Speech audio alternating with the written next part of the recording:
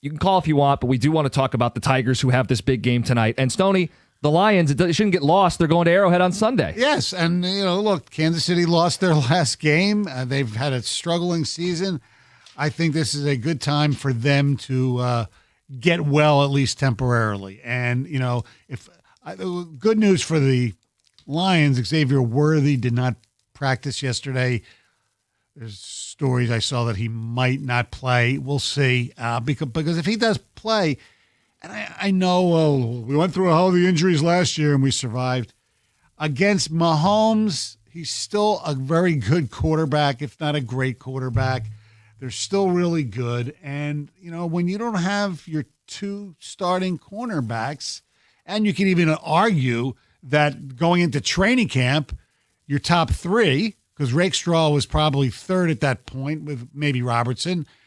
You're starting, Robertson and the Trey Flowers we didn't know exactly existed, that one? I mean, Rakia Sin, too. Rakia Sin, too, Avante Maddox. I mean, they got guys who Maddox can play. is on the injury report, too. Look, it's a fair point to say. That's why I don't think they're going to win the game. Detroit's secondary's depleted. And Mahomes is throwing more vertical this season than he has in several seasons. Correct. So I think they're going to pop some plays. Like, they're going to show up. They're playing at home backed against the wall.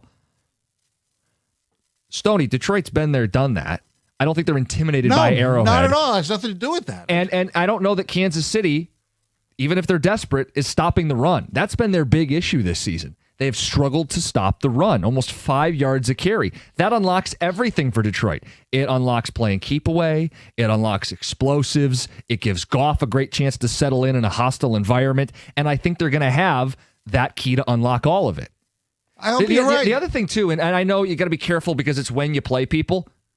Philly went into Arrowhead and won this season, and I'm not exactly impressed with Philly. So why would I pick against Detroit? Because they're going to lose a few games? I don't know, but to me, it's the secondary. I know Rockerson's a decent player. I mean, it's nothing against these guys. I just, with that quarterback, and if Worthy does play, Kelsey's still decent, if not good. He's just not all pro anymore. I think their offense is going to be really good. That's all. No one's going to call you a bad fan if you pick the Chiefs. We want to know what you guys think. 248-539-9797. Just a quick thing on this. Okay, one of the things we speculated before the season, and then we got all overreacted to Green Bay, but before the season, this show at least, Stoney, was saying there could be potential greatest show on turf type offense where it doesn't matter who you play. Exactly. That's true. So one of the things to beating the Chiefs last few years is getting a 30 because the Chiefs don't anymore. Right. Do you think this thing keeps rolling against them? Yeah, dude. Like, I know they're going to lose a couple games. I have a hard time picking against Detroit at any point right now. Because the offense has just been absolutely... Well, we've talked about it. Like, they are in rarefied air. I mean, what they did in Baltimore a few weeks ago, are we forgetting about that? No, but... They were hurt. Not after the game, they were hurt because they played the Detroit Lions, baby, but they were not hurt going in. Yeah, not the way they are now. But when you looking back on Baltimore, though, we never thought that going into the season, let alone going into the game. But you look at what Baltimore has turned into, I mean, it's not as impressive as we thought it was at the time. Yeah, but that's a tough one because, sure, they don't look good now, but that doesn't take away from who they were that night. Oh, I know. I understand, but their defense all year, even before that, they gave up 40 to Buffalo, right? Right, but what I'm telling you is Kansas City isn't the defense they've been either. No, I know. Well, maybe a pissed off Chris Jones will show up. He was loafing so bad at the end of that game on Monday night. I mean, they did play pretty well against Baltimore. Lamar played that game. Yeah, the Chiefs. They sacked him defense. 7 times. Yeah. I mean, if they get after Mahomes, okay, Mahomes, you want to throw down the field. You got to have time. Their offensive line is a concern. We haven't even brought that up today. I wouldn't be stunned if the Lions win at all. I just think it's the NFL. Up-down theory somebody made up. But don't the Lions feel like the outlier, like they break the rules? Yeah. Like there's the up-down theory would have been you beat Baltimore and you have a letdown spot against Cleveland. Well, then you beat Cleveland, and now if you're so good, you can let up against Cincinnati. They win the game by double digits anyway. Yeah, but depends who the opponent is, too. You're talking an equally good opponent for the up-down theory. Yeah, but Stoney, the thing is, when we say they have that look or they're up-down proof, it's referring to like some of those dominant 49er teams back in the day where they were covering machines. Right. Or the Patriots. At times, this Lions team looks like that. I don't see the consistency there yet. No. Because it seems like just when you think they're getting there, like Dallas last year, something happens. Yeah, and they haven't been, aside for a few games, they haven't been running the ball as well as they did last year, the Lions. I think it's on the table. I'll throw it out there that Montgomery should be starting over Gibbs. To go back to what was, because Gibbs has struggled early in games running the football. Okay, but I want, just so we're clear on this, I don't really care who the first running back to take a carry is. When you say starting, you're saying he should get the workload. No. I'm saying the setting of the tone of the game. It's almost like, I'm going to be a little old here, but remember Buddha, James Edwards with the Pistons? How important he used to be in the first quarter for them to set the tone, get it down in the paint, respect it, and then they would open up everything else. But, Gov, I thought the reason the Lions lost to the Guardians is because they started Montgomery early in the game. That's what some fans thought. When did the Lions play the Guardians? I meant Commanders. I meant the Commanders. It's okay. I knew what you meant. Jeez. We all do it, Stoney. Did you do coke last night? All right, No. I'm sorry. No, I didn't. You weren't the first person to think of that. Ticket Text has asked that question today.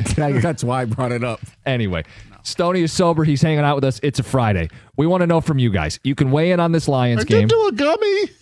Oh, good for you. Hey. Good for you. Lions, Chiefs. Who should be favored? Who should win this football game? We can get into that. Of course, you can call about the Tigers. It's a big game tonight. It's an elimination spot. It's Scooble on the mound. Have they flipped the switch to where you now feel optimistic, as torturous as this year has been? You're optimistic going into tonight, or you're not? Let us know. The overarching question about guaranteeing one win this weekend, you can.